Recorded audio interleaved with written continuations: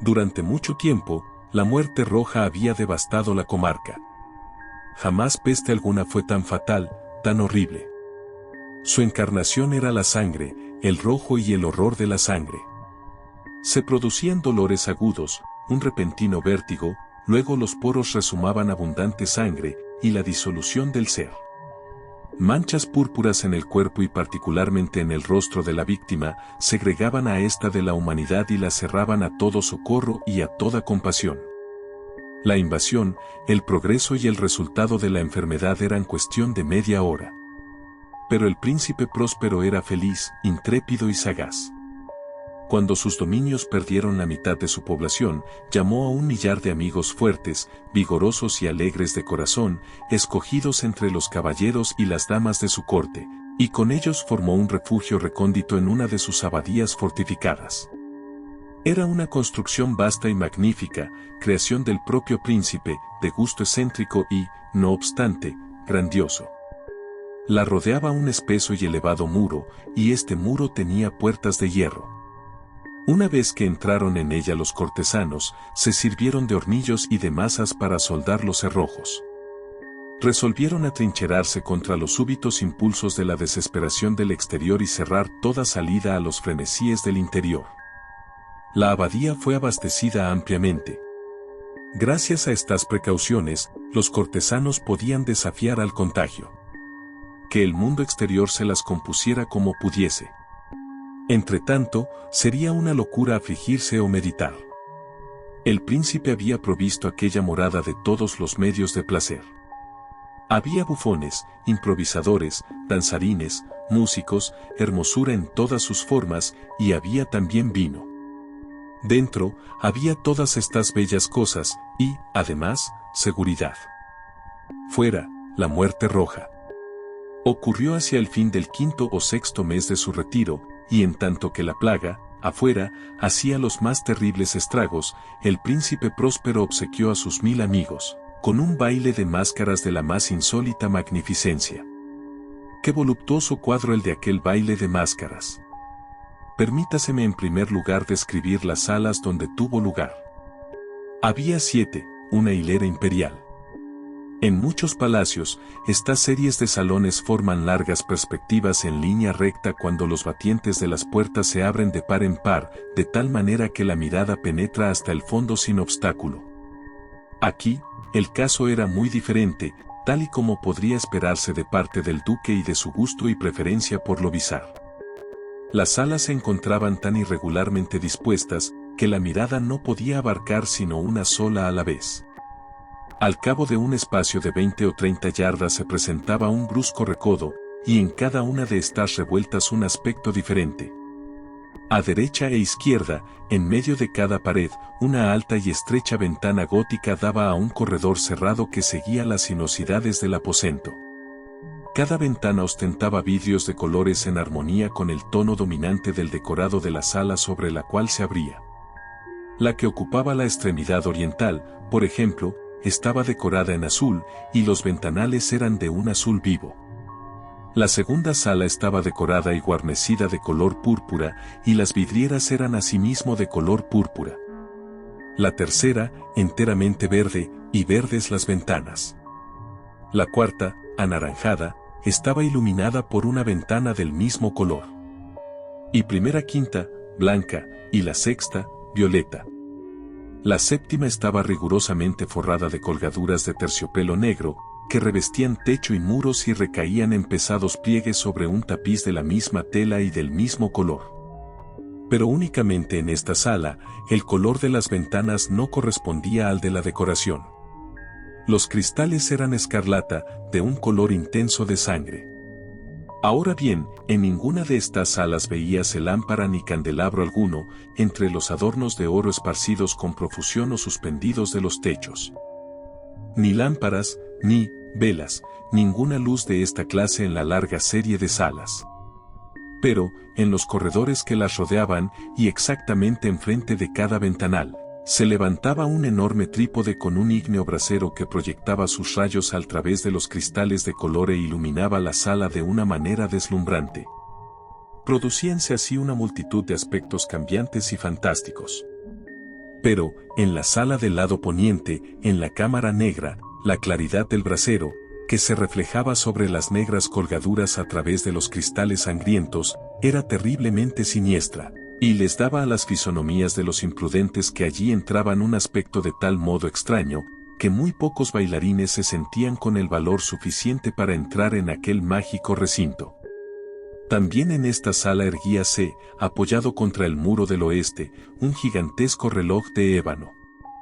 Su péndulo se balanceaba con un tic-tac sordo, pesado, monótono, y cuando la aguja de los minutos había recorrido el cuadrante y la hora iba a sonar, salía de los pulmones de bronce de primera máquina un sonido claro, estrepitoso, profundo y excesivamente musical, pero de un timbre tan particular y de una energía tal, que de hora en hora los músicos de la orquesta se veían obligados a interrumpir durante un instante sus acordes para escuchar la música de las horas, y las parejas que bailaban cesaban por fuerza sus evoluciones.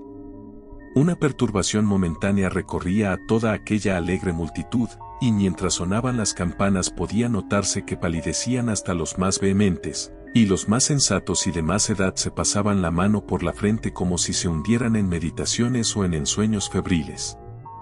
Pero, apenas desaparecían del todo aquellos ecos, circulaba por toda la asamblea una leve hilaridad. Los músicos se miraban los unos a los otros, sonreíanse de sus nervios y de su locura, y se juraban por lo bajo entre ellos que la próxima vez que sonaran las campanadas, no sentirían la misma impresión, y luego, cuando, después de la huida de los 60 minutos que comprendían los 3600 segundos de la hora pasada, se escuchaban de nuevo las campanas del fatal reloj, se producía la misma turbación, el mismo escalofrío y las mismas ensoñaciones febriles. Pero a despecho de todo esto, la orgía continuaba alegre y magnífica. El gusto del duque era muy especial. Tenía un ojo certero en lo tocante a los colores y sus efectos. Desdeñaba los gustos de la moda. Sus planos eran temerarios y salvajes y sus concepciones brillaban con un esplendor bárbaro. Hay personas que lo hubieran juzgado loco. Pero sus cortesanos sabían bien que no lo estaba, pero era preciso comprenderlo, verlo, tocarlo para estar seguro de que, en efecto, no lo estaba. Con ocasión de esta gran fiesta, se había ocupado personalmente de la decoración y del mobiliario de las 7 salas, y fue su gusto personal el que dirigió el estilo de los disfraces. No cabía duda de que eran concepciones grotescas. Era deslumbrador, brillante, había cosas chocantes, fantásticas, mucho de lo que después se ha visto en Hernani. Había figuras verdaderamente arabescas con siluetas y ropajes incongruentes, fantasías monstruosas como la locura, había mucho de bello, de licencioso, de extraño, algo de terrible y no poco de lo que podría producir repugnancia. En resumen, era como una multitud de sueños que se pavoneaban de un lado a otro por las salas. Y estos sueños se contorsionaban en todos sentidos, tomando el color de las alas, hubiérase dicho que la extraña música de la orquesta era el eco de sus propios pasos. Y, de tiempo en tiempo, se oye el reloj de ébano de la sala de terciopelo. Y entonces, durante un momento, todo se detiene, todo enmudece, excepto la voz del reloj. Los sueños se quedan helados, paralizados en sus posturas. Mas los ecos de la sonería se desvanecen, no duraron sino un momento, y, apenas huyen, una hilaridad leve y mal contenida circula por doquier. Y la música suena de nuevo, reavívanse los sueños, aquí y allá los danzarines se retuercen más alegremente que nunca, reflejando el color de las ventanas a través de las cuales fluyen los rayos de los trípodes. Pero ninguna cara osa ahora aventurarse en aquella sala que queda allá, al oeste, porque la noche ha avanzado y una luz más roja fluye al través de los cristales de color de sangre, y la negrura de las colgaduras fúnebres es aterradora, y para aquel que ponga el pie sobre la negra alfombra, brota del reloj de ébano un resonar más pesado, más solemnemente enérgico que el que llega a los oídos de las máscaras que se divierten en las salas más apartadas. Pero en estas otras salas había una densa multitud y el corazón de la vida latía allí febrilmente. Y la fiesta continuaba siempre su torbellino, cuando al cabo sonaron los tañidos de medianoche en el reloj. Entonces, como ya se dijo, cayó la música y se detuvieron las evoluciones de los que bailaban, se produjo donde quiera, como antes, una ansiosa inmovilidad. Pero el tañido del reloj debía ahora componerse de 12 campanadas. Por eso fue tal vez que, teniendo más tiempo, se insinuó una mayor cantidad de pensamientos en las meditaciones de los pensativos que se hallaban entre los que se divertían. Y quizás por eso mismo muchas personas de entre la multitud, antes de que se ahogaran en el silencio los últimos ecos de la última campanada, tuvieron tiempo de notar la presencia de una máscara que hasta ese momento no había llamado la atención de nadie. Y habiendo corrido en un susurro la noticia de aquella intrusión, se suscitó entre la concurrencia un cuchicheo, un murmullo significativo de asombro y desaprobación, y luego, por último, de terror, de horror y de repugnancia. En una reunión de fantasmas como la que he descrito, era preciso sin duda una aparición del todo extraordinaria para causar tal sensación. La licencia carnavalesca de aquella noche era, a la verdad, casi ilimitada, pero el personaje en cuestión había sobrepasado la extravagancia de un Herodes y franqueado los límites muy amplios, no obstante, del decoro impuesto por el príncipe. Hay en los corazones más temerarios, cuerdas que no se dejan tocar sin emoción. Incluso entre los depravados, entre aquellos para quienes la vida y la muerte son igualmente un juego, hay cosas con las que no se puede jugar. Toda la concurrencia pareció entonces sentir profundamente el mal gusto y la inconveniencia de conducta y de vestido de aquel extraño. El personaje era alto y delgado y estaba envuelto en un sudario de la cabeza a los pies. La máscara que ocultaba su rostro representaba también el semblante de un cadáver rígido, que el análisis más minucioso difícilmente hubiera descubierto el artificio. No obstante, todos aquellos locos alegres hubieran podido soportar, si no aprobar, aquella burda broma. Pero la máscara había llegado hasta a adoptar el tipo de la muerte roja. Sus vestiduras estaban manchadas de sangre, y su amplia frente, lo mismo que los rasgos de su rostro, estaban salpicados del horror escarlata. Cuando los ojos del príncipe Próspero cayeron sobre esta figura espectral, la que, con movimientos lentos, solemnes, enfáticos, como para mejor representar su papel, se paseaba por aquí y por allá entre los que bailaban, se le vio, en primer lugar, conmoverse por un violento estremecimiento de terror y de asco, pero un segundo después, su frente enrojeció de ira. ¿Quién se atreve?, preguntó con voz ronca a los cortesanos que se hallaban junto a él. ¿Quién se atreve a insultarnos con esa ironía blasfema? Apoderaos de él y desenmascararle. Que sepamos a quién hemos de ahorcar en nuestras almenas al salir el sol. Era en la sala del este, o sala azul, donde se encontraba el príncipe Próspero cuando pronunció estas palabras. Resonaron fuerte y claramente a través de los 7 salones, porque el príncipe era un hombre imperioso y robusto y la música había enmudecido a una señal de su mano. Era en la sala azul donde estaba el príncipe, con un grupo de pálidos cortesanos a sus lados. Primero, mientras él hablaba, hubo entre el grupo un leve movimiento de avance en dirección del intruso, quien durante un momento estuvo casi al alcance de sus manos, y que ahora, con paso deliberado y majestuoso, se acercaba más y más al príncipe.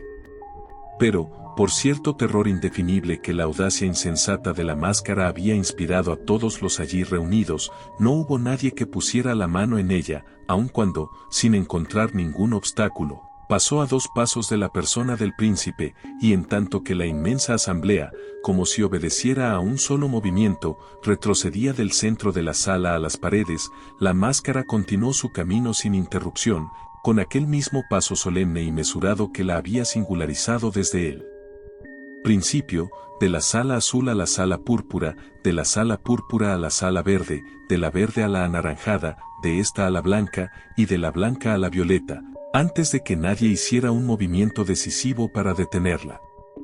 Fue entonces, cuando el príncipe Próspero, exasperado de ira y de vergüenza por su momentánea cobardía, se lanzó precipitadamente a través de las 6 salas sin que nadie lo siguiera, porque un terror mortal se había apoderado de todo el mundo. Blandía un puñal y se había aproximado impetuosamente a una distancia de 3 o 4 pasos del fantasma que se batía en retirada, cuando éste, llegado a la proximidad de la sala de los terciopelos, se volvió bruscamente y afrontó a quien lo perseguía. Sonó un grito agudo, y el puñal se deslizó relampagueante sobre la alfombra fúnebre, donde el príncipe cayó muerto un segundo después. Entonces, invocando el frenético valor de la desesperación, una multitud de máscaras se precipitó a la vez en la sala negra, y, haciendo al desconocido que se mantenía, como una gran estatua, rígido e inmóvil a la sombra del reloj de ébano, se sintieron sofocados por un terror sin nombre, al ver que no había ninguna forma palpable bajo el sudario y la máscara. Todos reconocieron entonces la presencia de la muerte roja. Había venido como un ladrón en la noche. Y todos los convidados cayeron uno a uno en las salas de orgía manchadas de sangre y cada uno murió en la postura desesperada de su caída. Y primera vida del reloj de ébano desapareció con la del último de aquellos alegres seres. Y las llamas de los trípodes se extinguieron. Y las tinieblas, y la ruina, y la muerte roja tuvieron sobre todo aquello ilimitado dominio. Y eso es todo por hoy. Si llegaste hasta acá no queda más que agradecerte. Espero que hayas disfrutado de esta obra literaria. Si te ha gustado, por favor deja tu like, suscríbete y activa las notificaciones para que no te pierdas todas las actualizaciones de las próximas obras por venir en el canal. Gracias, hasta la próxima.